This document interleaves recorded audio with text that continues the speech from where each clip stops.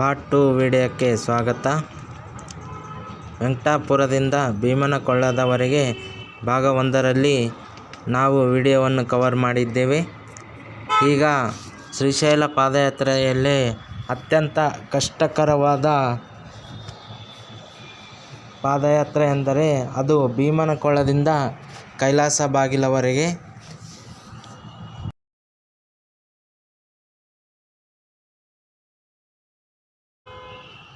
ಅಲ್ಲಿ ಜನರು ಸಣ್ಣ ಸಣ್ಣ ಇರುವೆ ಹಾಗೆ ಕಾಣುತ್ತಾರೆ. ನಾವು ಭೀಮನಕೊಳ್ಳವನ್ನು ಇಳಿಯುವಾಗ ಬಹಳ ನಿಧಾನವಾಗಿ ಇಳಿಯಬೇಕಾಗುತ್ತದೆ.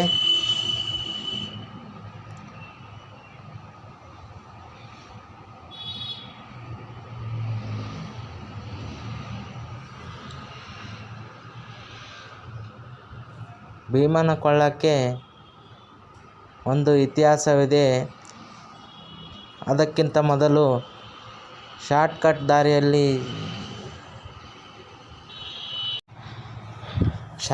ದಾರಿಯಲ್ಲಿ ಇಳಿಯುವುದು ಅತ್ಯಂತ ಅಪಾಯಕಾರಿಯಾಗಿದೆ. ಆದ್ದರಿಂದ ಸ್ವಲ್ಪ ಲೇಟಾದರೂ ಪರವಾಗಿಲ್ಲ, ಮೆಟ್ಟಿಲು ಹೇಗೆ ಇವೆ ಅದೇ ರೀತಿಯಲ್ಲಿ ನೀವು ಇಳಿಯಿರಿ. ಇನ್ನು ಭೀಮನಕೊಳ್ಳದ ಇತಿಹಾಸಕ್ಕೆ ಬಂದರೆ, ಪಾಂಡವರು ವನವಾಸದ ಸಮಯದಲ್ಲಿ ಶ್ರೀಶೈಲ ಮಲ್ಲಿಕಾರ್ಜುನ ದರ್ಶನಕ್ಕೆ ಬಂದಾಗ ಪಾಂಡವರ ತಾಯಿಯಾದ ಕುಂತಿದೇವಿಗೆ ಬಾಯಾರಿಕೆಯಾದ ಕಾರಣ ಭೀಮನು ತನ್ನ ಗದೆಯಿಂದ ಬೆಟ್ಟಕ್ಕೆ ಹೊಡೆದಾಗ ಏರ್ಪಟ್ಟಿರುವುದೇ ಭೀಮನಕೊಳ್ಳ ಎಂದು ಇತಿಹಾಸಕಾರರು ಹೇಳುತ್ತಾರೆ.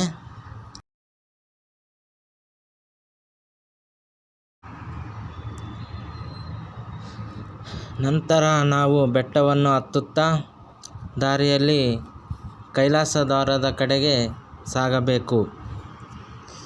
ಭಕ್ತಾದಿಗಳಿಗೆ ದೇವಸ್ಥಾನದ ವತಿಯಿಂದ ಅಲ್ಲಲ್ಲಿ ಕುಡಿಯುವ ನೀರಿನ ಟ್ಯಾಂಕರ್ ವ್ಯವಸ್ಥೆಯನ್ನು ಕೂಡ ಮಾಡಿರಲಾಗುತ್ತದೆ.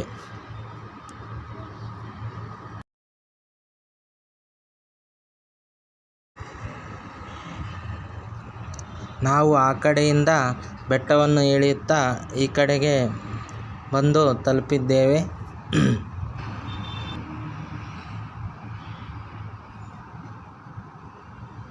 ನಿಧಾನವಾಗಿ ಬೆಟ್ಟವನ್ನು ಹತ್ತಬೇಕು ಹಾಗೂ ಅಲ್ಲಲ್ಲಿ ವಿಶ್ರಾಂತಿಯನ್ನು ತೆಗೆದುಕೊಂಡು ನಿಧಾನವಾಗಿ ಬೆಟ್ಟವನ್ನು ಏರುತ್ತಾ ಕೈಲಾಸ ದ್ವಾರದ ಕಡೆಗೆ ನಮ್ಮ ಪ್ರಯಾಣವನ್ನು ನಡೆಸಬೇಕು.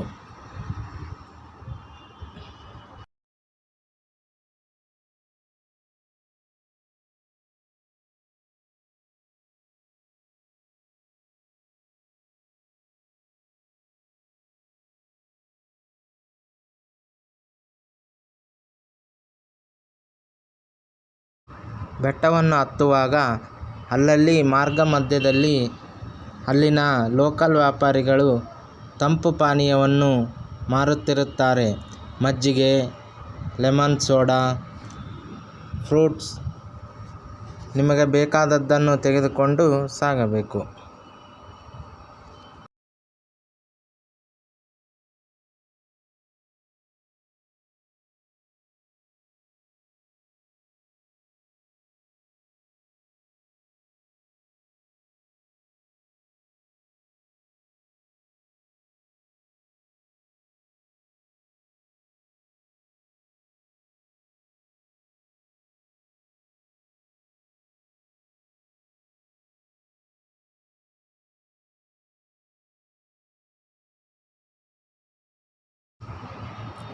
ನಾವು ಅಂದರೆ 9/2/2026 ವೆಂಕಟಾಪುರದಿಂದ 3:30ಕ್ಕೆ ಶ್ರೀಶೈಲವನ್ನು ಬಿಟ್ಟು ರಾತ್ರಿ 11:30ಕ್ಕೆ ಪೆದ್ದಚೆರು ತಲುಪಿರುತ್ತೇವೆ.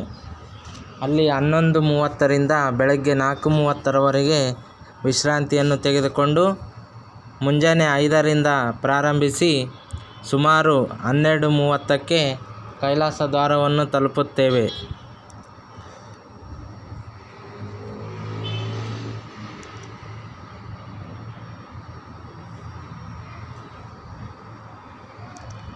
ಅಲ್ಲಲ್ಲಿ ವಿಶ್ರಾಂತಿಯನ್ನು ಪಡೆಯುತ್ತಾ ಮುಂದೆ ಸಾಗುತ್ತೇವೆ.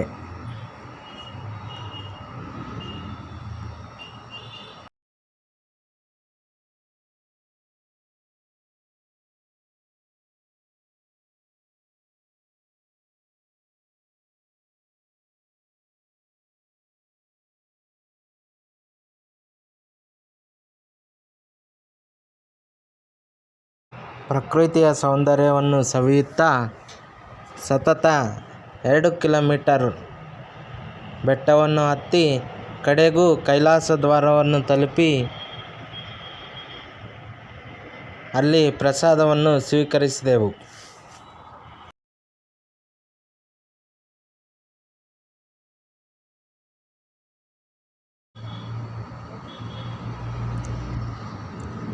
ಕೈಲಾಸ ದ್ವಾರದಲ್ಲಿ ಪ್ರಸಾದವನ್ನು ಸ್ವೀಕರಿಸಿ ಸುಮಾರು 1 ಗಂಟೆ ಕಾಲ ವಿಶ್ರಾಂತಿಯನ್ನು ತೆಗೆದುಕೊಂಡು ನಮ್ಮ ಪ್ರಯಾಣವನ್ನು ಶ್ರೀಶೈಲದ ಕಡೆಗೆ ಸಾಗಿಸುತ್ತೇವೆ.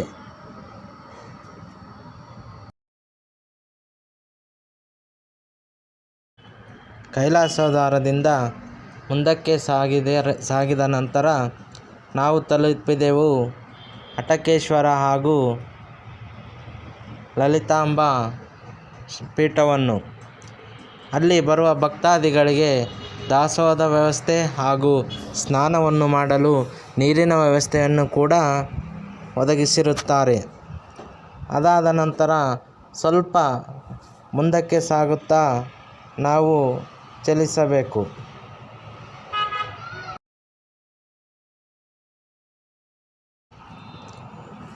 ನಾವು ದೇವರ ದರ್ಶನವನ್ನು ಮಾಡಿಕೊಂಡು ಅಲ್ಲಿ ಸ್ವಲ್ಪ ಸಮಯ ಕೂತುಕೊಂಡು ನಮ್ಮ ಪ್ರಯಾಣವನ್ನು ಶ್ರೀಶೈಲದ ಕಡೆಗೆ ಮುಂದುವರಿಸಿದೆವು. ಹಟಕೇಶ್ವರ ದರ್ಶನ ಪಡೆದುಕೊಂಡು ನಂತರ ನಾವು ಮುಂದಕ್ಕೆ ಸಾಗುತ್ತಾ ಸಾಕ್ಷಿ ಗಣಪತಿಯ ದೇವಸ್ಥಾನವನ್ನು ತಲುಪಿ ಗಣಪತಿಯ ದರ್ಶನವನ್ನು ಪಡೆದುಕೊಂಡು ಮುಂದಕ್ಕೆ ಸಾಗುತ್ತಾ ಶ್ರೀಶೈಲವನ್ನು ತಲುಪಿದೆವು.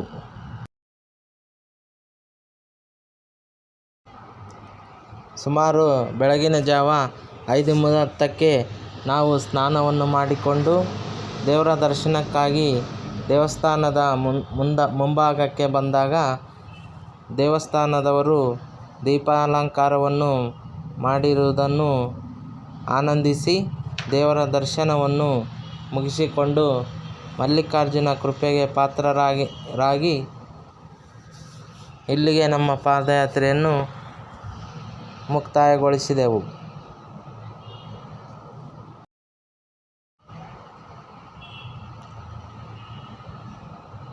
ಜೈ ಬೋಲೋ ಭ್ರಮರಾಂಬ ಮಲ್ಲಿಕಾರ್ಜುನ ಸ್ವಾಮಿ ಕಿ ಜೈ.